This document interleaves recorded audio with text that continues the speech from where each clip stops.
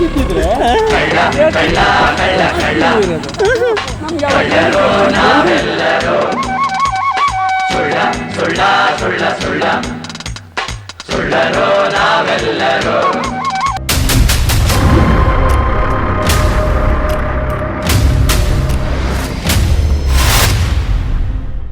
ಬೆಂಗಳೂರಿನ ಬೆಳ್ಳಹಳ್ಳಿಯ ಸರ್ಕಾರದ ಯೋಜನೆ ತಲೆಕೆಳಗಾಗಿದೆಯಾ ಎಂಬ ದೊಡ್ಡ ಪ್ರಶ್ನೆ ಇದೀಗ ಉದ್ಭವಿಸಿದೆ. ಹೌದು, ವಿಧಾನಸೌಧ ಬಡಾವಣೆಯ ಸೈಟ್ ಹಂಚಿಕೆಯಲ್ಲಿ ಭಾರಿ ಅಕ್ರಮ ನಡೆದಿರುವ ಆರೋಪ ಕೇಳಿಬಂದಿದ್ದು, ಕರ್ನಾಟಕ ಸರ್ಕಾರದ ಸಚಿವಾಲಯದ 4ನೇ ದರ್ಜೆ ನೌಕರರ ಸಂಘದ ಅಧ್ಯಕ್ಷ ಎ ಮಹದೇವರ ವಿರುದ್ಧ ಗಂಭೀರ ಆರೋಪಗಳು ಕೇಳಿಬರ್ತಿದೆ. ಹಾಗಿದ್ರೆ ಈ ಆರೋಪಗಳು ಏನು? ಇದೆಲ್ಲದರ ಕಂಪ್ಲೀಟ್ ಡೀಟೇಲ್ಸ್ ಈ ಒಂದು ವಿಡಿಯೋದಲ್ಲಿದೆ ನೋಡಿ.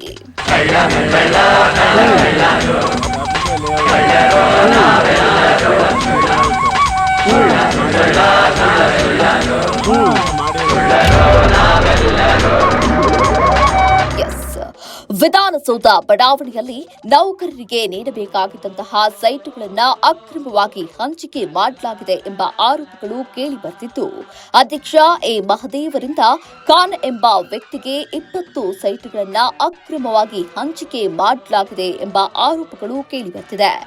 ಇದಲ್ಲದೆ 200ಕ್ಕೂ ಹೆಚ್ಚು ಜಿಪಿಎಗಳನ್ನು ಸೃಷ್ಟಿಸಿ ಅಕ್ರಮವಾಗಿ ಸೈಟ್ ಅನ್ನ ಮಾರಾಟ ಮಾಡಲಾಗಿದೆ ಎಂಬ ಮಾತುಗಳು ಕೇಳಿಬರ್ತಿವೆ.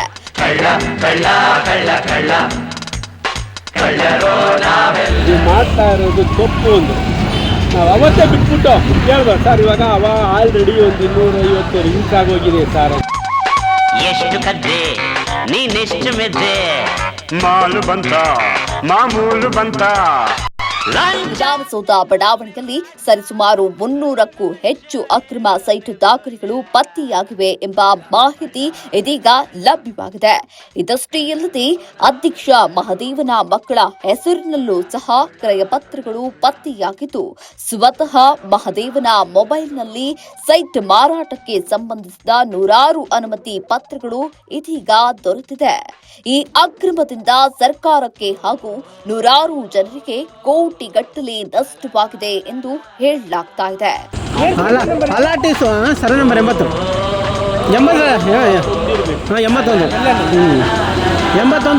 ಏನು ಇನ್ನೊಂದು 50 ಜನ ಇದ್ದಾರೆ. ಹಳೆ ಲಾಟಿಸ್ ಇರ್ಬೋದು, ಎಲ್ಲ ಮಾರ್ಕೊಂಡ್ಬಿಟ್ಟಿದ್ದಾರೆ. ಟಿವಿಗಳಲ್ಲೆಲ್ಲ ಬಂತು. ಇದೀಗ ಅಧ್ಯಕ್ಷ ಮಹದೇವನ ಬಂಧನ ಯಾವಾಗ ಎಂಬ ಪ್ರಶ್ನೆ ಸಾರ್ವಜನಿಕ ವಲಯದಲ್ಲಿ ಕೇಳಿಬರ್ತಿದೆ. ಇನ್ನು ವಿಧಾನಸೌಧ ಬಡಾವಣೆಯಲ್ಲಿ 300ಕ್ಕೂ ಹೆಚ್ಚು ಮನೆಗಳ ಎತ್ತಂಗಡಿ ಸಾಧ್ಯತೆ ಇದೆ ಎಂಬ ಮಾತುಗಳು ಕೇಳಿಬರ್ತಿದೆ. ವಿಧಾನಸೌಧ ಲೇಔಟ್ ಅಕ್ರಮ ಪ್ರಕರಣಕ್ಕೆ ಸಂಬಂಧಿಸಿದಂತೆ ಸರ್ಕಾರ ಯಾವ ಕ್ರಮ ಕೈಗೊಳ್ಳುತ್ತಿದೆ? ಅಕ್ರಮ ಸೈಟುಗಳ ಮೇಲೆ ಬುಲ್ಡೋಸರ್ ಬೀಳುತ್ತದೆಯಾ? ತಪ್ಪಿತಸ್ಥರ ಬಂಧನ ಯಾವಾಗ ಆಗುತ್ತೆ? ಇದರ ಸಂಪೂರ್ಣ ಇಂಚಿಂಚು ಮಾಹಿತಿ ವಿವರ ಅತಿ ಶೀಘ್ರದಲ್ಲಿ ನಿಮ್ಮ ಸಾಮ್ರಾಟ್ ಟಿವಿ ನಿಮ್ಮ ಮುಂದೆ ಇಡಲಿದೆ.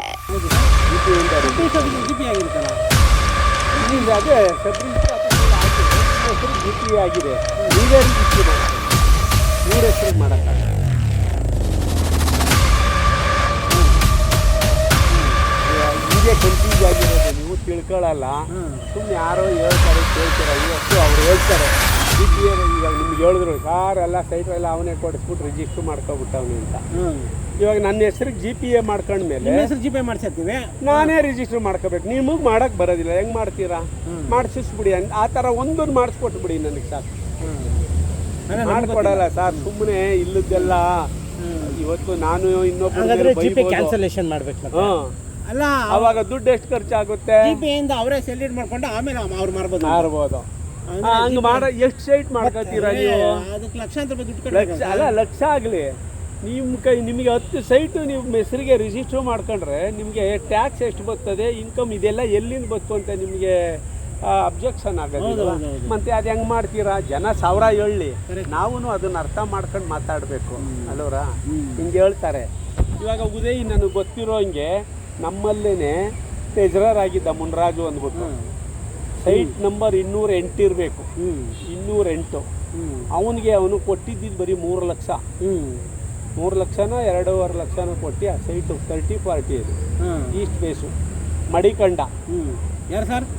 ಉದಯ್ ಹೇಳಿ ಬೇಕಾರೆ ಎದುರು ಕರ್ಕೊಬನ್ನಿ, ನಾನು ಹೇಳಲಿಲ್ಲ ಅಂದರೆ ಕೇಳಿ. ನನಗೆ ಗೊತ್ತೇ ಇಲ್ಲ ಅವ್ನು ತಗೊಂಡಿದ್ದು ಯಾವಾಗ ಏನು ಅಂತ ಅಂದ್ಬಿಟ್ಟು. ನನ್ನ ಹತ್ರ ಮುನ್ರಾಜು ಚಂದಾಗೆ ಇದ್ದ. ನನಗೆ ಕೇಳೋನು ಹಿಂಗೆ ಸೈಟ್ ಮಾರ್ಬಿಡು ಅಂದರೆ ನಾನೇನಕ್ಕೆ ಮಾರಲಿ, ನಮ್ಮದೇ ಅಪಾರ್ಟ್ಮೆಂಟ್ಗಳೈತೆ ಹಂಗೆ ಹಿಂಗೆ ಅಂತ ಬಿಲ್ಡಪ್ ಕೊಡ್ತಾ ಇದ್ದ ಅವನು. ಕೊನೆಗೆ ಇವ್ನಿಗೆ ಮಾರಿರೋದೇ ನನಗೆ ಗೊತ್ತಿರಲಿಲ್ಲ. 3 ಲಕ್ಷ ಸಾಲ ತಗೊಂಡಿದ್ದೀನಿ ಅವನ ಹತ್ರ. ಅಪಾರ್ಟ್ಮೆಂಟ್ ನನ್ನ ಮಗ ಒಂದು ಅಪಾರ್ಟ್ಮೆಂಟ್ ತಗೊಂಡವನೇ ಅದಕ್ಕೆ ಅಂತ. ಅವ್ರ ಮಗ ಸತ್ತೋದ ಪಾಪ. ಇಲ್ಲಿ ತೊನ್ನೂರು ಕೆರೆ ಒಳಗೆ ಈಜೊಡಿಯೋಕ್ಕೆ ಹೋಗಿ ಇಂಜಿನಿಯರ್ ಅವನು, ಸಾಫ್ಟ್ವೇರು, ಸತ್ತೋಗ್ಬಿಟ್ಟ.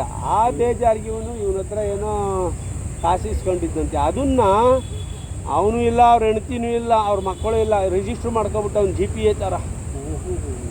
ಆಮೇಲೆ ಎಷ್ಟೋ 2-3 ವರ್ಷ ಆದಮೇಲೆ ನಾನು ರಿಟೈರ್ಡ್ ಆಗಿದ್ದೆ. ಯಾರು ನಂಬರ್ ಕೊಟ್ಟರು ಅಮ್ಮ ಫೋನ್ ಮಾಡಿದ್ರು, ಪಾಪಮ್ಮ ಅಂತ ನನಗೆ ಚಂದಾಗಿ ನೆನಪೈತೆ. ಅಣ್ಣ ನಾವು ಮುನ್ರಾಜು ಅವರು ಮಿಸ್ಸಸ್ ಅಣ್ಣ ಅಂದರು. ಯಾವ ಮುನ್ರಾಜು ಅನ್ನೋರು 5-6 ಜನ ಆದರು. ಯಾವ ಮುನ್ರಾಜು? ಅದೇ ಅಣ್ಣ ರಾಮಮೂರ್ತಿ ನಗರದಿಂದ ಬರ್ತಿದ್ರಲ್ಲ, ದಪ್ಪಿದ್ರಲ್ಲ, ನಿಮ್ಮ ಜೊತೆ ಕೆಲಸ ಮಾಡ್ತಿದ್ರಲ್ಲ, ಸಂಘದಲ್ಲೂ ಇದ್ರಲ್ಲೋ. ಹೇಳಮ್ಮ, ಆಯಿತು, ಆರಾಮಾಗಿದ್ದೀಯಮ್ಮ. ಹಂಗೆ ಮಾತಾಡಿದೆ. ಹೇಳಿದ್ವಿ ಹಿಂಗಣ್ಣ ನಮ್ಮ ಸೈಟು ನಮ್ಮ ಯಜಮಾನ್ರದ್ದು ಸೈಟು ಕೊಟ್ಟಿದ್ರಣ್ಣ. ಹೌದಮ್ಮ, ಆಯ್ತಲ್ಲಮ್ಮ, ಯಾಕೆ ನಿಮಗೆ ಗೊತ್ತಿಲ್ವಾ ಅಂದೆ. ಅಣ್ಣ ಮನೆಯೆಲ್ಲ ಹುಡುಕೋ ಪೇಪರ್ ಇಲ್ಲ ಅಂತ ಅಂದರು. ಆಮೇಲೆ ನನಗೆ ಒಂದು ದಿನ ಟೈಮ್ ಕೊಡಮ್ಮ, ನಾನು ಹೇಳ್ತೀನಿ ಸೈಟ್ ನಂಬರು ಏನು ಅಂತ ಅಂದ್ಬಿಟ್ಟು ಹೇಳಿದೆ. ಆಮೇಲೆ ಸೈಟ್ ನಂಬರ್ ತಿಳ್ಕೊಂಡು 208 ಹೇಳಿದೆ ಅವರಿಗೆ. 207 208 ಸೈಟ್ ನಂಬರು. ಅವರು ಹೋದ್ರಂತೆ. ಅವಾಗ ಇದು ನಾನು ತಗೊಂಡಿದ್ದೀನಿ ಅಂದ್ಬಿಟ್ಟು ಇದು ಮಾಡಿದ್ನಂತೆ. ಆಮೇಲೆ ಅವ್ರ ಹೆಣ್ಮಕ್ಳು ಅವರೆಲ್ಲ ಕೇಸ್ ಹಾಕೊಂಡು ಅವ್ರಿಗೆ ಕ್ಲಿಯರ್ ಮಾಡ್ಕೊಂಡ್ರೆ ಏನೋ ಗೊತ್ತಿಲ್ಲ. ಹಿಂಗೆ ಈ ಥರ ಆಗಿದೆ. ಹೆಂಗೆ ಮಾಡ್ತೀರಾ? ಮನೆಗೆ ಗೊತ್ತಿಲ್ಲದೆ ಇದ್ದವ್ರದ್ದು ಹೋಯ್ತು. ಗೊತ್ತಿರೋರು ಯಾರು ಬಿಟ್ಟಿಲ್ಲ. ಅದೇ ಥರ ಒಂದು 7-8 ಆಗಿದೆ ನನಗೆ ಗೊತ್ತಿರೋಂಗೆ. ಈಗ ಒಂದು ಪ್ರಶ್ನೆ ಕೇಳ್ತೀನಿ, ಸುಮ್ಮನೆ ತಿಳ್ಕೊಳಕ್ಕೆ. ಹೇಳಿ. ನೀವೊಂದು ಅಧ್ಯಕ್ಷರು, ನೀವು ಲೇಔಟ್ ಮಾಡಿದ್ದೀರಾ, ನೀವು 10 ವರ್ಷ ಮಾರಾಟ ಮಾಡಬಾರ್ದು ಅಂತ ಹೇಳಿರ್ತೀರಾ. ಅರ್ಜಿ ಪೇ ಕೊಟ್ಟಿದ್ದಾರೆ, ಸಿಲಿಂಡರ್ ಕೊಟ್ಟಿದ್ದಾರೆ, ಯಾವ್ದು ಏನೋ ಒಂದು ಮಾಡಿ ಅವ್ರ ಕಷ್ಟಗಳಿರುತ್ತೋ, ಮದುವೆಗಳಿರುತ್ತೋ, ಏನೋ ಒಂದು ಮಾಡಿ ಮಾರ್ಬಿಡ್ತಾರೆ. ನಿಮ್ಮ ಗಮನಕ್ಕೆ ಬರುತ್ತೆ. ಅವಾಗ ನಿಮ್ಮ ಗಮನಕ್ಕೆ ಬಂದಾಗ ನೀವು ಅವ್ರ ಮೇಲೆ ಏನು ಆ್ಯಕ್ಷನ್ ತಗೊಂತೀರಾ? ಮಾಡಲಿಲ್ಲ. ಯಾಕೆ? ಅವ್ರ ಸೈಟು ಕೊಟ್ಟಿದ್ದೀವಿ, ಅವ್ರು ಏನಾದ್ರು ಮಾಡ್ಕೊಳ್ಳಿ, ನಮ್ಗೆ ಯಾಕೆ? ಮತ್ತೆ 10 ವರ್ಷ ಕಂಡೀಷನ್ ನೀವೇ ತಾನು ಹಾಕಿರೋದು? ನಾವು ಕಂಡೀಷನ್ ಇಲ್ಲ, ಸರ್ಕಾರ ಹಾಕಿರುತ್ತೆ. ಅದ್ರ ರಿಜಿಸ್ಟರ್ ಮಾಡ್ಕೊಡುವಾಗ ಹಾಕಿದೀವಿ ನಾವೇ. ನಿಮ್ಗೆ ಕೊಟ್ಟೇ ಇಲ್ವಲ್ಲ NOC ಕೊಡ್ಬೇಕಾದ್ರೆ ಕಾರಣ ಕೊಡ್ಬೇಕಲ್ಲ ನೀವು. ನಿಮಗೆ ಕಾಯಿಲೆ ಇದು ವಾಸಿ ಆಗದೆ ಇರೋಂಥ ಕಾಯಿಲೆ ಆಗಿದ್ರೆ ಕೊಟ್ಬಿಟ್ಟಿರ್ತಾರೆ ಅವ್ರಿಗೆ. 10 ವರ್ಷ NOC ಕೊಟ್ಟೇ ಇರೋದಿಲ್ಲ. ಅದೆಲ್ಲ ತಂದ್ರೇನೆ ಕೊಡೋದು. ಯಾವೆಲ್ಲ ತಂದ್ರೆ? ಯಾವುದು? ಅದೇ ಇವಾಗ ನಿಮಗೆ ಹುಷಾರಿಲ್ಲ, ಹೆಲ್ತ್ ಇಲ್ಲ, ಮಗನ ಮದುವೆ, ಮಾರೋದಕ್ಕೆ NOC ನಾನು ಹೇಳೋದು. ಮಾರೋದಕ್ಕೆ NOC ಅದೇ, ಬೇರೆದಕ್ಕೆ NOCನೇ ಬೇಕಾಗಿಲ್ವಲ್ಲ. ಲೋನ್ ತಗೊಳಕ್ಕೆ, ಮನೆ ಕಟ್ಟಕ್ಕೆ NOCನೇ ಬೇಡವಲ್ಲ ನಿಮಗೆ. ಮಾರೋದಕ್ಕೆ ಮಾತ್ರ ನಾವು ಇದು ಮಾಡೋದು. ಬೇರೆದಕ್ಕೆಲ್ಲ ಲೋನ್ಗೆಲ್ಲ ಬೇರೆ NOC ಕೊಡ್ತೀವಲ್ಲ ನಾವು. ಈಗ ಅವಾಗಲೇ ಕೊಟ್ಟಿದ್ದೀವಿ ನಾವು. ಅಂದ್ರೆ ಟೋಟಲ್ ಅವಾಗ 400 ಜನಕ್ಕೂ ಆ ಮನೆ ಕಟ್ಟಕ್ಕೆ ಕೊಟ್ಬಿಟ್ಟಿದ್ದೀವಿ. ಅವಾಗಲೇ ಕೊಟ್ಬಿಟ್ಟಿದ್ದೀವಿ. ಮನೆ ಕಟ್ಟೋದಕ್ಕೆಲ್ಲ 400 ಕೊಟ್ಟಿದ್ದೀರಾ? ಅದನ್ನೇ ಉಪಯೋಗಿಸ್ಕೊಂಡು ಇವರು ಅದನ್ನು ಉಪಯೋಗಿಸ್ಕೊಂಡು ಅದೇ ಹೆಸರನ್ನ ಡೂಪ್ಲಿಕೇಟ್ ಮಾಡಿ ಲೆಟ್ರ್ ಮಾಡಿ ಇದನ್ನು 251 ಕರೆದು ನಿಲ್ಲಿಸಿ ಮಾಡಿದ್ರೆ ಅವ್ರನ್ನ 420 ಕೇಸ್ ಹಾಕ್ಸಿ ನಾವು ಕೋರ್ಟ್ ಕಳ್ಸೋಕ್ಕಾಗಲ್ವ? ಕಳಿಸ್ಬಿಡಿ. ನಾವು ಏನಕ್ಕೆ ಗೊತ್ತಾ? ಏನಕ್ಕೆ? ಅದರಿಂದ ನನಗೇನೈತೆ? ಮತ್ತೆ ಈಗ ನಾವು ಬಕ್ರ ಹಂಗಲ್ಲ. ಈಗ ಏನು ಗೊತ್ತಾ, ನಾನು ಇವ್ರನ್ನ ಕ್ವಶನ್ ಕೇಳಿದ್ಗೆ ಇವ್ರು ಮಾತಾಡಿದ್ರೆ ಕ್ಲಿಯರ್ ಆಗಿ ಅರ್ಥ ಆಯ್ತು. ಮನೆ ಕಟ್ಟೋದಕ್ಕೆ ಅದಕ್ಕೆಲ್ಲ NOC ಕೊಟ್ಬಿಡ್ತಾರೆ. ಫಸ್ಟ್ ಕೊಟ್ಬಿಟ್ಟವ್ರೆ. ಬರೀ 10 ವರ್ಷದ ಒಳಗಡೆ ಮಾರಾಟ ಮಾಡೋರಿಗೆ ಬರೀ 200 ಜನಕ್ಕೆ ಮಾತ್ರ ಕೊಟ್ಟವ್ರೆ NOC ಅಲ್ವಣ? ಅಲ್ಲ, ಆ ಥರ NOC ಮೇಲೆ ಸೇಲ್ ಮಾಡ್ಬೋದು ಅಂತ ಕಂಡೀಷನ್ ಇದೆಯಾ? 10 ವರ್ಷ ಅದು ಅವ್ರಿಗೆ ನಾವು ಕೇಳ್ದೋ. ನಾವು ಲಾಯರ್ನು, ಸುಪ್ರೀಂ ಕೋರ್ಟ್ ಲಾಯರು ಇವರಿದ್ರಲ್ಲ, ಅಶೋಕ್ ಆರನಹಳ್ಳಿ ಅಶೋಕ್ ಗೊತ್ತು. ಕೇಳಬೇಕಾರೆ ಅವ್ರ ಅಪ್ಪವರಿದ್ದಾಗೇನೆ ಹೋಗಿ ನಾವು ಕೇಳ್ದೋ. ಏನಂದ್ರು, ನೀವು ಕಂಡೀಷನ್ನು ನಿಮ್ಮ ಆಸಕ್ಕೆ ಬರೋದಿಲ್ಲ ನಿಮಗೆ. ಏನಕ್ಕೆ ಹಾಕ್ತೀರಾ? ದುಡ್ಡು ಕಟ್ಟಿ ಫ್ರೀ ಕೊಟ್ಟಿಲ್ಲ ನೀವು. ದುಡ್ಡು ಕಟ್ಟಿದ್ದಾರೆ ನೀವು, ಸರ್ಕಾರ ಫ್ರೀ ಕೊಟ್ಟಿಲ್ಲ. ನೀವು ಕಿಮ್ಮಕ್ ದುಡ್ಡು ಕಟ್ಟಿದ್ದೀರಾ ಸರ್ಕಾರಕ್ಕೆ. ಅದೇನು ಕಂಡೀಷನ್ ಹಾಕಕ್ಕೆ ನಿಮ್ಗೆ ಏನು ಇದೆ? ಅದಕ್ಕೆ ನೀವು ಯಾವ ಕಂಡೀಷನ್ ಹಾಕಕ್ಕೆ? ದುಡ್ಡು ಇಸ್ಕೊಂಡು ಕಂಡೀಷನ್ ಯಾಕೆ ಹಾಕ್ತೀರಾ ಅಂತಂದ್ರೆ ಕೇಳಿದ್ರು. ಸರ್ ಹಿಂಗಾಗಿದೆ, ಅರ್ಧಂಬರ್ಧ ಹಂಗೆ ಮಾಡಿದ್ದೀನಿ, ಇನ್ನು ಅರ್ಧ ಹಿಂಗೆ ಮಾಡಕ್ಕೆ ಹೋದ್ರೆ ಪ್ರಾಬ್ಲಮ್. ನೀವು ಮಾಡಿ ಅವ್ರೇನಾದ್ರು ಮಾಡ್ಕೊಳ್ಳಿ, ಅದೇನು ನಿಲ್ಲಲ್ಲ, ಅದು ಬಿಟ್ಬಿಡಿ. ಅದಕ್ಕೆ ನಾವು ಏನಿಲ್ಲ. ಆದರೆ GPA ಆಗಿರಬಾರ್ದು. ನೀವು ಅಂತೀವಿ ಯಾವ ಡೈರೆಕ್ಟ್ ಇರೋ ಅವೇ ಒರಿಜಿನಲ್ ಪೇಪರ್ ನೋಡಿ. ಆಮೇಲೆ 356 357 ಸೈಟ್ ನಂಬರ್ ನೆನ್ಪಿಟ್ಕೊಳ್ಳಿ. ಇದನ್ನು ಲಂಡನ್ನಲ್ಲಿರೋದು ಅವನು ಪಾರ್ಟಿ, ಅವನು ಮುಸ್ಲಿಮ್ಸ್. ಇವನೇನೆ ಕಾನೆ ಮಾಡಿದ ಅವ್ರಿಗೂ. ಅವರು ಸಂಬಂಧಿಕರು ನಿಜಾಮುದ್ದೀನ್ ಕಮಿಷನರ್ ಆಗಿದ್ರು, ಗೊತ್ತಾಯ್ತೋ ಇಲ್ವೋ ಗೊತ್ತಿಲ್ಲ. ಅವ್ರ ಮೊಮ್ಮಗ ಅವನು. ಅವನಿಗೇನೆ ಇವನು ಮೋಸ ಮಾಡವನೆ. ಹೆಂಗ ಮಾಡವನೆ ಮೋಸ ಅಂತ ಅಂದ್ರೆ ಇವೆಲ್ಲ ನೀವು ಕೇಳ್ಕೊಬಿಟ್ರೆ ನೋಡಿ ಹಿಂಗೆಲ್ಲ ಮಾಡ್ತಾರೆ. ಇಷ್ಟು ಮಾಡಿದಾಗ ನನ್ನ ಹತ್ರ ಇವತ್ತುವರೆಗೂ ಯಾವ ಆಫೀಸರ್ ಆಗಲಿ ಲೋಕಾಯುಕ್ತಾಗ ಹಾಕಿದ್ರು ನಮ್ಮ ಮೇಲೆ ಎನ್ಕ್ವೈರಿ ಮಾಡಿದ್ರು. ನಮ್ಮವೆಲ್ಲ ವರ್ಷಾನ್ಗಟ್ಲೆ ಅಂತಾರೆ. 3 ತಿಂಗಳು ನಡೀಲಿಲ್ಲ. ಏನೈತೆ ಅಲ್ಲಿ ಏನೈತೆ ಅಂತ ಮಾಡಿದ್ರು. ಅವ್ರು ಕೇಳಿದ್ದಕ್ಕೆಲ್ಲ ದಾಖಲೆ ಕೊಟ್ಟು ಎಲ್ಲ ಕ್ಲಿಯರ್ ಆಗ್ತದೆ. COD ಹಾಕಿದ್ರು. ಒಂದೇ ಇದಕ್ಕೆ ಹೊಂಟೋಯ್ತು. ಅಲ್ಲ ನೀವು ಎಲ್ಲರಿಗೂ ಸೈಟ್ಗಳು ಮಾಡ್ಕೊಡೋದು ನೀವು ನಿಮ್ಮ ಮೇಲೆ ಹಾಕಾಕ್ತಾರೆ ಕೇಸ್. ಹಿಂಗೆ ಎಲ್ಲ ಮೋಸ ಮಾಡವ್ರೆ ಎಲ್ಲಾರ್ಗು. ಅವ್ರವ್ರಿಗೆ ಅವ್ರಿಗೆ ಯಾರ್ಯಾರಿಗೆ ಬೇಕು ಅವ್ರವ್ರಿಗೆ ಮಾಡವ್ರೆ ಅಂತ ತಗೊಬನ್ನಿ ಅಂದರು. ಅವ್ರಿಗೆಲ್ಲ ಕೊಟ್ಟೆ, ಯಾರ್ಯಾರ ಹೆಸ್ರಿಗೆ ಆಗಿತ್ತು ಅವ್ರಿಗೆ. ನಾನು ಯಾರಿಗೂ ಮಾಡಿಲ್ಲ. ನಮ್ಮ ಸೆಕ್ಷನ್ ಒಳಗೆ ನಮ್ಮ ಜೊತೆ ಕೆಲಸ ಮಾಡ್ತಿದ್ದವ್ರಿಗೂ ನಾನು ಮಾಡಿಲ್ಲ. ಅವ್ರದ್ದು ಏನೈತೆ ಬಂದು ಫೀಸ್ ಕಟ್ಬಿಟ್ಟು ತಗೊಂಡೋದ್ರೇ ಅವ್ರ ರಸೀದಿನೂ ಸೇರಿಸ್ಕೊಟ್ರೇ ನಾನು ರಿಜಿಸ್ಟರ್ ಮಾಡೋಕ್ಕಾಗಿಲ್ಲ. ಅದು ಹೆಂಗೆ ಮಾಡಿಬಿಡ್ತೀರಾ? ಅದರಿಂದ ಅಲ್ಲಿ ಎಲ್ಲೂ ನಿಲ್ಲಿಲ್ಲ ಕೇಸು. ಲೋಕಾಯುಕ್ತದಲ್ಲಿ ಹೊಂಟೋಯ್ತು, COD ಒಳಗೆ ಹೊಂಟೋಯ್ತು, ಸಿದ್ದರಾಮಯ್ಯನ ಹತ್ರಕ್ಕೆ ಹೋದರು, ಲಾ ಡಿಪಾರ್ಟ್ಮೆಂಟಲ್ಲಿ ಹೋಯ್ತು ಎಂಕ್ವೈರಿಗೆ. ಜಯಚಂದ್ರ ಅವರು ಲಾ ಮಿನಿಸ್ಟ್ರು, ಅಲ್ಲಿ ಕರೆಸಿದ್ರು. ಎಲ್ಲ ದಾಖಲೆನೂ ತಗೊಂಡು ಹೋಗ್ಬಿಟ್ಟು ಏನಿಲ್ಲ. ಜಯಚಂದ್ರ ಲಾ ಮಿನಿಸ್ಟರ್ ಆಗಿದ್ರಲ್ಲ ಅವಾಗ ಎಲ್ಲ ಹೊಂಟೈತು. ಕೇಳಿಬೇಕಾರೆ ಕ್ಯಾಬಿನೆಟ್ಟಿಗೆ ಹಾಕೊಂಡ್ರು, ಯಾವುದ್ರೊಳಗೂ ನಿಲ್ಲಿಲ್ಲ. ಒಂದರಲ್ಲಾದ್ರೂ ಏನಾರು ಒಂದು ಇದ್ದಿದ್ರೆ ಇರ್ತಿತ್ತಾ? ನೀವೇ ಹಾಕ್ದವ್ರು ಯಾರು? ಹಿಂಗೆ ನಮ್ಮವ್ರೆಲ್ಲರದು ಅದು ಹೆಂಗೆ ಗೊತ್ತಾ, ಅಲ್ಲಿ ಒಂದು 25 ಜನದ ಹತ್ರ ಸೈನ್ ಮಾಡಿಸೋದು. ನೀವು ಹಿಂಗೆಲ್ಲ ಮಾಡಿಸ್ಬಿಟ್ಟವನೆ, ದುಡ್ಡು ಚೆಂದಾಗಿ ತಿಂದ್ಬಿಟ್ಟವನೆ ಅಂತ ಅಂದ್ಬಿಟ್ಟು ನೀವೇನು ಮಾಡೋದು, ಎಲ್ಲರ ಹತ್ರ ಸೈನ್ ಮಾಡಿಬಿಟ್ಟು ಮೇಲೆ ಲೆಟ್ರ್ ಮಾಡಿಸ್ಬಿಟ್ಟು ನಿಮಗೆ ಯೂನಿಫಾರ್ಮ್ ಕೊಡಿಸ್ತೀನಿ, ಅವ್ರು ಯಾರಾದರೂ ಅವರೆಲ್ಲ ಸೈಟು ಇದ್ರಲ್ಲ ಅವರೇ, ನಿಮ್ಗೇನಿಲ್ಲ ಸೈನ್ ಹಾಕ್ಬಿಟ್ಟು ಮೇಲ್ಗಡೆ ಹಿಂಗೆ ಮಾಡೋದು, ಅವ್ಯವಹಾರ ನಡೆದಿ ಅಂತ ಕೊಡೋದು. ಯಾರು ಒಬ್ಬರು ಆಮೇಲೆ ಇದಕ್ಕೆ ಹಾಕಿದ್ರು, ಇದಕ್ಕಲ್ಲ ರೈಸ್ ಕೋರ್ಸ್ ರೋಡ್ ಒಳಗೆ ಯಾವುದು ACB ACBಗೆ ಹಾಕಿದ್ರು. ಅದಕ್ಕೆ ಅಲ್ಲೂ ಅಷ್ಟೇ ಉದಯ್ ಕರೆದ್ರು. ಉದಯ್ ಹೇಳ್ದ, ನನಗೆ ಯಾಕಪ್ಪ ನೋಟಿಸ್ ಕಳಿಸಿದ್ಯಾ, ನಾನು ಮಾಡಿರೋದು, ನನಗೂ ಇದಕ್ಕೂ ಸಂಬಂಧನೇ ಇಲ್ಲ ಅಂದ್ಬಿಟ್ಟ. ಕೇಳೆ ಎಲ್ಲ ನಡೀತಾ ಇರೋದೇ ನಿನ್ನಿಂದ ಅಂದೆ ನಾನು. ಅವ್ರ ಎದುರಿಗೆ ಹೇಳಿದೆ, ಕೇಳಿಬೇಕಾರ ಅವನ್ನ, ನಿನ್ನಿಂದನೇ ಇದೆಲ್ಲ ಮಾಡ್ತಾ ಇರೋದು ಅಂತ.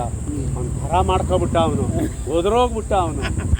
ಸರ್ ಹಿಂಗೆ ಹೇಳಿದೆ, ಸರ್ ಇವರು ಇರೋದು ಮೇಡಮ್ ಹತ್ರ ಶಾಲಿನಿ ರಜನೀಶ್ ಹತ್ರ ಇದ್ರು. ಅವ್ರು ಮಹಿಳಾ ಮತ್ತು ಮಕ್ಕಳ ಅಭಿವೃದ್ಧಿ ಇದ್ರು. ಅವರು ರಜನೀಶ್ ಇಲ್ಲಿ ಬಂದ್ಬಿಟ್ಟು ಕಾರ್ಪೊರೇಷನ್ ಕಮಿಷನರ್ ಆಗಿದ್ರು ಅವಾಗ. ಸರ್ ಅಲ್ಲಿರೋದು ನಾನು ಅವರಿಂದ ಮಾಡ್ತೀನಿ ಇವರಿಂದ ಅಂದ್ಬಿಟ್ಟು ಫೋನ್ ಎಲ್ಲ ಮಾಡಿ ಅವನೇ ಸರ್ ಇವನು ಕೇಳಿ ಮಾಡಿಲ್ಲ, ಮಾಡವನೇ ಇಲ್ವೋ ರೆಕಾರ್ಡ್ ಮಾಡಿ ಸರ್. ಶಾಲಿನಿ ರಜನೀಶ್ ಎಲ್ಲ ಫೋನ್ ಮಾಡಿದ್ದಾರೆ ನಿಮಗೆ? ಅವ್ರು ಮಾಡಿಲ್ಲ, ಅವ್ರ ಥರ ಇವ್ರು ಮಾತಾಡೋದು. ಅವ್ರ ಥರನೇ ಅವ್ರ ಆಫೀಸಲ್ಲಿ, ಅವ್ರ ಆಫೀಸಿಂದ ನಾನು ಅವ್ರ PA ಮಾತಾಡ್ತಾ ಇದ್ರು. ಮೇಡಮ್ಗೆ ಅಲ್ಲಿಗೆ ಹೋದೆ 2 ದಿನ. ಸರ್ ಫೋನ್ ಮಾಡಿದ್ರಲ್ಲ ಮೇಡಮ್ ಏನೋ ಕರೆದವ್ರೆ, ಅದಕ್ಕೆ ಬಂದಿದ್ದೀನಿ ಅಂದೆ. ಯಾರಪ್ಪ? ಯಾರೂ ಇಲ್ಲ, ಯಾರೂ ಮಾಡೇ ಇಲ್ಲ ಅಂತ. ಆಮೇಲೆ PWD ಸೆಕ್ರೆಟ್ರಿ ಹತ್ರ ಅವನ್ನೇ ಕೇಳಿಬೇಕಾರೆ ಇವತ್ತು ಹೋಗಿ ಕೇಳಿ ಸೀದಾ ಹೋದೆ. ನಾನು ಯಾವುದಕ್ಕೂ ಕೇರೇ ಮಾಡ್ತಿರಲಿಲ್ಲ, ಯಾಕೆ ಅಂದರೆ ಯಾವುದು ನಾವೇನು ನೆಕ್ಕೇ ಇಲ್ಲ. ಏನು ಬಿಡ್ಸೋರು ಕೈ ನೆಕ್ತಾರೆ, ನಾವು ನೆಕ್ಕೇ ಇಲ್ಲ, ಏನಕ್ಕೆ ನಾವು ಎದುರ್ಕೋಬೇಕು? ಹಂಗೆ ಮಾಡಂಗಿದ್ದಿದ್ರೆ ಇಲ್ಲಿ 20 ಎಕರೆ ತಾವರೆಕೆರೆಯಲ್ಲಿ ಹೋಯ್ತು, 1,62,00,000 ಲಾಸ್ ಆಯಿತು. ಅದೇ ಸೈಟ್ನೇ ಅಲ್ಲಿಗೆ 15 ಎಕರೆ ಕೊಟ್ಟಿದ್ದು, 20 ಎಕರೆಗೆ ಎಲ್ಲ. ಇಲ್ಲೇನಾಗೋಯ್ತು, ಅದೇ ಬಫರ್ ಜೂನಾಗಿ ವಿಲಾ ಮಾಡಿಕೊಟ್ಬಿಡಿ ಅಂದ್ರಲ್ಲ, ವಿಲಾ ಮಾಡಿಕೊಟ್ಬಿಟ್ಟು ಮಿಕ್ದವ್ರಿಗೆಲ್ಲ ಚಪ್ಪಲಿ ತಗೊಂಡು ಹಾಕ್ತಾರೆ. ನಾವೇನು ಮಾಡಬೇಕು? ಮರ್ಯಾದೆ ಉಳಿಸ್ಕೋಬೇಕು ಅಂದ್ಬಿಟ್ಟು ತಿರ್ಗಿ ಅಲ್ಲೆಲ್ಲ ಮಾಡಿ ಮಾಡಿ ಆಮೇಲೆ ಕೇಳ್ದೋ, ಹಿಂಗೆ ಲಾಸ್ ಆಗಿದೆ ಇದು ಒಂದು ಇದಕ್ಕೆ, ನೀವು ಇದ್ರ ಮೇಲೇ ಒಂದು 50,000 ಜಾಸ್ತಿ ಮಾಡ್ಕೊಂಡು 50,000 ಎಷ್ಟಕ್ಕೆ ತೂಗ್ತದೆ ಅದನ್ನು ಆಡಿಟ್ ಮಾಡಿಸಿ ಅದೆಷ್ಟು ತೂಗ್ತದೆ ಅದನ್ನು ಮಾಡಿಬಿಟ್ಟು ಅದ್ರ ಮೇಲೆ ತಗೊಳ್ರಿ ಅಂದರು. ಅದನ್ನು ತಗೊಂಡು ಮಾಡಿಕೊಟ್ಟಿದೆ ಎಲ್ರಿಗೂ. ಮತ್ತೊಂದು ಮಾಡಿದ್ರೆ ಇದು ಬಿಟ್ಟು ಅದರಲ್ಲಿ ಆಗಲಿಲ್ಲ. ಅದು ತಾವರೆಕೆರೆಯಲ್ಲಿ ಆಗಲಿಲ್ಲ ಅಂದರೆ ಬಫರ್ ಜೂನ್ ಬಂದ್ಬಿಡ್ತದೆ, ಮಾಡಂಗಿಲ್ಲ ಅಂದ್ಬಿಟ್ಟು ಸರ್ಕಾರ ಬಫರ್ ಝೋನಲ್ಲಿ ಮಾಡಂಗಿಲ್ಲ, ನೀರು ಹರಿಯುತ್ತೆ ಅದು. ಅದಕ್ಕೇನೆ ನಮಗೆ ಅದರಿಂದ ನಾವೇನು ನೀವು ನಂಬ್ತಿರೋ ಬಿಡ್ತಿರೋ ಅದರಿಂದ ಆ ದೇವಸ್ಥಾನ ಮಾಡಿರೋದೊಂದು ಬಿಟ್ಟರೆ ಅದರಿಂದ ನಾನು 10 ರೂಪಾಯಿನೂ ನಾನು ಅದರಿಂದ ನಾವು ಇದು ಮಾಡಿ ಊಟ 100 ಕೋಟಿ ಮಾಡಿದ್ರು. 100 ಕೋಟಿಯಲ್ಲಿ ಅದೆಲ್ಲ ಜಮೀನು ಮಾರಿದ್ರು 100 ಕೋಟಿ ಬರೋದಿಲ್ವ? ನೋಡಿ ಅವತ್ತು ನಾನು ಹಂಗಿದ್ದೆ, ಇವತ್ತು ಹಂಗೇ ಇದ್ದೀನಿ. ಅವತ್ತು ಇನ್ನೂ ಚೆಂದಾಗಿದ್ದೆ ಎಲ್ಲ ಹಾಕೊಂಡು, ಇವತ್ತು ಹೆಂಗಿದ್ದೀನಿ. ಅವತ್ತು ಇನ್ನು ನಾನು ಸಂಘಕ್ಕೆ ಹೋಗೋಕೆ ಮುಂಚೆ ಕೇಳಿ ಅವ್ರನ್ನೇ ಕೇಳಿ ಅಲ್ಲಿರೋರನ್ನೇ ಕೇಳಿ ಅವಾಗ ಹೆಂಗೆ ಬರ್ತಿದ್ದೆ ಸಂಘಕ್ಕೆ ಬರೋಕ್ಕೆ ಮುಂಚೆ ಅವಾಗ ನಮ್ಮವು ಗಾಡಿಗಳಿದ್ದು ಸುಮ್ಮನೆ ಹೇಳ್ಕೊಂತಾರೆ ಏನಂತಾರೆ ಗೊತ್ತಾ, ಈ ಮೊನ್ನೆ 3 ತಿಂಗಳಲ್ಲಿ ಅವ್ರ ಮಕ್ಕಳು ಕಡೆಯಿಂದ 2 ಸೈಟ್ ಮಾರ್ಬಿಟ್ರು ಯಾರೋ ಕ್ರಿಶ್ಚಿಯನ್ಸ್ಗೆ, ಒಂದು 2 ಕೋಟಿ ರೂಪಾಯಿ ಬಂತು ಗೊತ್ತಾ ಅಂತಂತಾರೆ. 2 ಕೋಟಿಗೆ ಅಲ್ಲಿ ಹೋಯ್ತದ ಸೈಟು? ನೀವು ಅದನ್ನಾದ್ರು ಯೋಚನೆ ಮಾಡ್ಬೇಕಲ್ಲ. ಅರ್ಧ ಸೈಟು ಅಂತ ಹೇಳ್ತಾರೆ ಅವರೇನೆ, 2 ಸೈಟ್ ಮಾರಿದ್ರೆ 2 ಕೋಟಿ ಬರುತ್ತಾ? ಮಾತಾಡಿದ್ರೆ ತೂಕವಾಗಿರ್ಬೇಕು, ಒಪ್ಪಬೇಕು. ಮಾರಿರೋದಕ್ಕೆ ಡಾಕ್ಯುಮೆಂಟ್ ಕೊಡಿ ಅಲ್ಲಿ. ಹೇಳ್ತಾರ ಅವರು, ಡಾಕ್ಯುಮೆಂಟ್ ಕೊಡ್ತಾರ. ಮತ್ತೆ ಮಾರೋದಕ್ಕೆ ಡಾಕ್ಯುಮೆಂಟ್ ಅಲ್ಲ, ಅವ್ರ ಹೆಸರಿಗೆ ಆಗಿರೋದನ್ನೇ ಇಸ್ಕೊಳ್ಳಿ ಸರ್. ಅಯ್ಯೋ ನಿಮಗೆ ಹೇಳೋದು ಏನು ಮಾಡ್ತೀರಾ? ದೇವಸ್ಥಾನಕ್ಕೆ ಕೊಡ್ರಿ 1,000 ಅಂದೆ, ಒಬ್ಬರು ಕೊಡ್ಲಿಲ್ಲ. ಆ ಪಾರ್ಕ್ ಹಿಂದೆಗಡೆ, ದೇವಸ್ಥಾನ ಹಿಂದೆಗಡೆ ಐತಲ್ಲ ಅದ್ರಲ್ಲಿ ಕಟ್ಟಣ ಅಷ್ಟೇ ಇಷ್ಟ ಮಾಡ್ಕೊಂಡ್ಬಿಡ್ಬೇಕಾಯ್ತು ನೀವು. ಅವಾಗ ನಮ್ಗೆ ಇಷ್ಟೊಂದು ಐಡಿಯಾ, ನಮ್ಗೆ ಏನಾಗಿತ್ತು ಗೊತ್ತಾ? ರಿಟೈರ್ಮೆಂಟ್ ಆದ್ಮೇಲೆ ಐಡಿಯಾ ಬಂದೈತೆ ಅವ್ರಿಗೆ? ಇಲ್ಲ ಐಡಿಯಾ ಇತ್ತು. 1,62,00,000 ಲಾಸ್ ಆಗ್ಬಿಡ್ತಲ್ಲ. ಜನಕ್ಕೆ ಏನು ಉತ್ತರ ಕೊಡೋದು? ದಿನ ಬಂದು ಎಲ್ಲ 7 ಕಡೆ ಕಳ್ಸೋಕೆ ಸ್ಟಾರ್ಟ್ ಮಾಡಿದ್ರು. ನಮಗೆ ಸೈಟ್ ಬೇಡ, ದುಡ್ಡು ವಾಪಸ್ ಕೊಟ್ಟು. ಎಷ್ಟು ಜನ ದುಡ್ಡು ವಾಪಸ್ ತಗೊಂಡ್ರು ಗೊತ್ತಾ? ಪಾಪ ಅವ್ರು ಆಮೇಲೆ ಬಂದರು, ಹಣ ಸೈಟು ಹಿಂಗೆ ಅಂತ. ನಾನು ಹೇಳಿದೆ, ನೋಡಮ್ಮ ಅವತ್ತು ನಿಮಗೆ ಬೇಡ ಅಂದಿದ್ದಕ್ಕೆ ನೀವೇ ಕರ್ಕೊಬಂದು ಬೇರೆಯವ್ರಿಗೆ ಮೆಂಬರ್ಸ್ ಮಾಡಿಸಿದ್ದೀರಾ, ಅವ್ರ ಹತ್ರ ದುಡ್ಡು ನಿಮಗೆ ಕೊಟ್ಟಿದ್ದೀನಿ, ನಾವು ಹೆಂಗಮ್ಮ ಕೊಡೋಕ್ಕೆ ಬರುತ್ತೆ, ನೀವೇ ಯೋಚನೆ ಮಾಡಿ.